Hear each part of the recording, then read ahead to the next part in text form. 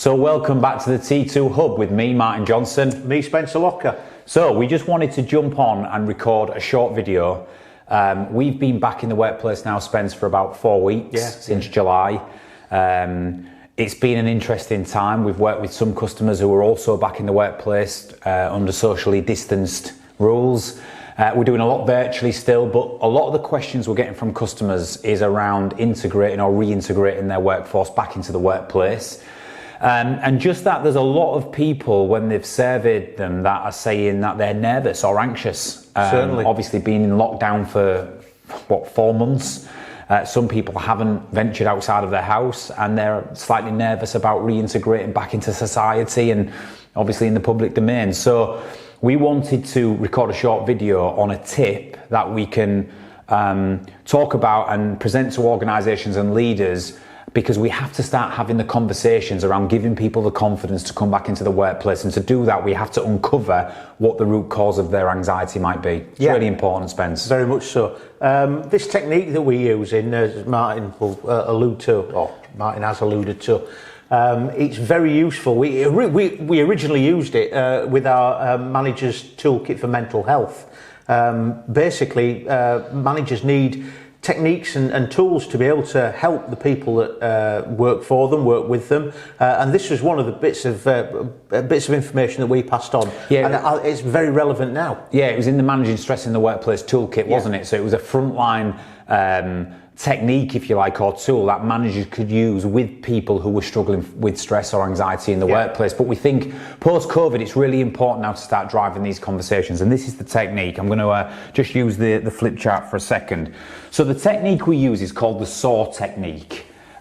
We developed this about 2 years ago in line with the Managing Stress toolkit. And it's a way for managers and frontline leaders to be able to work back from stress and start to understand the root cause of what might be causing people this worry or anxiety, whatever it might be. So here's the way it works. If we work back from the S and we use the acronym SAW, the S stands, of course, for stress. When we try to tackle stress as a whole, it's a very big, complex subject. There's different types of stress. Stress is multifaceted. But it seems quite daunting when somebody comes into the organisation, or if they're feeling a level of stress, it's quite daunting for people who are unqualified to take that on. So what we say is we want to work back from stress to something that we can discuss and deal with. So what causes stress? Well, in mental well-being, what causes stress is anxiety. Now, anxiety is an emotion. It's a response, a chemical response in the brain that gives you that fight or flight mentality. So it's your cortisol release that says, switch on, you are at risk, or this is important to you. It's there to serve a purpose. We talk about it all the time at T2. One day it will save your life. The rest of the time it will play havoc with your emotions, right? But anxiety triggers the ongoing stress response in behaviours and human beings. So what causes anxiety is the big question. This is where we really get practical with our customers around helping people who might be struggling at the moment. Well, worries. The W stands for worries. Worries, or an individual worry, can trigger an anxiety response, a cortisol release, which then can result in that person being stressed or distressed for a period of time. Does that make sense? So stress is caused by anxiety, and anxiety is brought on by worrying about things in life. So there's two types of worries, and I'm just going to branch out here to talk about the two types of worries. Here's where we get really practical, and these are the conversations that I would implore you to start having with your people today who may be struggling in a post-COVID world around the anxiety levels of reintegrating into the workforce or being out in the public domain. So, two types of worries. They're either going to be practical worries or hypothetical worries. Spence, you just want to give a quick analogy of what practical and hypothetical worries are? Yeah, so your practical worries are basically things in the here and now that you can do something about. Practical worries are things that you can put thought into it and in action. Hypothetical worries, on the other hand, are things that have happened in the past or potentially happen in the future. So these are things that you can't really do anything about. Things in the past, yesterday's been and gone. Things in the future, tomorrow never comes. So that is sometimes what stresses people out, what worries people, to the extent that they feel out of control. I think that's a perfect way of describing it, Spence. Control is the key word, right? When we human beings feel out of control, that's when we suffer the most with anxiety and worries, because they are hypothetical worries. Like you said, it's either something that's happened in the past that we're dwelling on and thinking about and procrastinating about, or it's something that we perceive may happen in the future. Now, the thing about hypothetical worries are, they're usually always around impending doom. Yeah, right? Alien invasion, zombie apocalypse. What might happen to me? What might happen? So right now in a COVID world, for example, people are thinking, what if I go back to work and I catch COVID? What if then I pass that on to vulnerable family members? You know, what if my company struggles through the recession and COVID-19 and I don't have a job in 6 months? These are all examples of hypothetical worrying. And the difference between the two is you can control practical worries. Practical worries are something that I'm worried about in the here and now, but I can make a decision or take action and it will take the worry away and I will stop being anxious and stressing. Whereas the hypothetical ones are a self-perpetuating cycle because you can't control the what ifs of life. And that's the perfect way to describe it, isn't it? Yeah. It's always around the what ifs of life. So how do you as leaders and as organizations really help drive the conversations today around with the people, if you like, who are worrying hypothetically about the future? Well, let's just start with practical.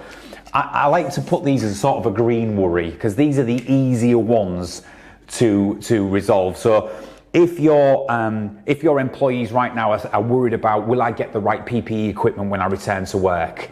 You know, will there be a 2-meter desk space between me and my colleagues? Will I be given masks? Will I have this, that and the other? They are practical things that you can reassure your people of today. We have protocol, we have PPE, we have one-way systems, we have all the things in place to give you the best chance of being safe in the workplace. These are practical things. So start to have the conversations right now about the practical things you're doing to alleviate these worries. However, the hypothetical ones are the red worries.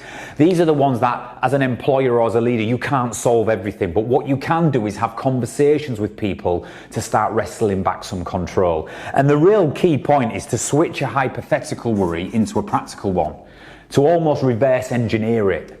And the only way you can do that as a leader is to hear people out. So you've got to listen. No matter how far-fetched these are, they may even feel stupid sharing them with you because some hypothetical worries get very extreme. You've got to give people a safe platform to hear them out. Just offload it. It's okay. It's normal, right? And then we've got to start working back and wrestling back some control. And as organizations and leaders, to do that, you have to start making decisions and taking action. And that's a really important point because, like you said, Spence, it's all about control. Yes, it's all about control. Hypothetical, we've said things that could happen in the future. We were talking about contracting COVID possibly, or what if I contract COVID? What if I pass it on, this, that and the other? Well, taking back control, making it a practical worry, is you addressing those worries straight away. As an employer, as a leader, as a manager, you can improve your communication. Make sure that those questions are answered before really they're even asked. Absolutely. So you're actually giving them control. You're calming their worries and they're becoming practical. Oh, I don't have to worry about that now because now I know. Exactly. Don't avoid the elephant in the room. So in summary, the SOAR technique is about taking stress and working backwards from it. Working back through the stress, through people's anxiety by identifying the individual worries that they are experiencing right now, categorizing them. Are these worries practical with this person or are they hypothetical? If they're practical, we can make decisions and take action. If they're hypothetical, we need to give people a safe platform, hear them out, acknowledge the worry, and then work back and start making decisions that will alleviate any chance of the hypothetical worry happening. And the reason why it's important to make decisions, Spence, on a final note, is because in performance psychology, we know there is nothing more powerful than a decided mind. Spencer Locker, thank you very much. Ryan Johnson, it's been a pleasure. And we'll be back shortly with another T2 Hub video.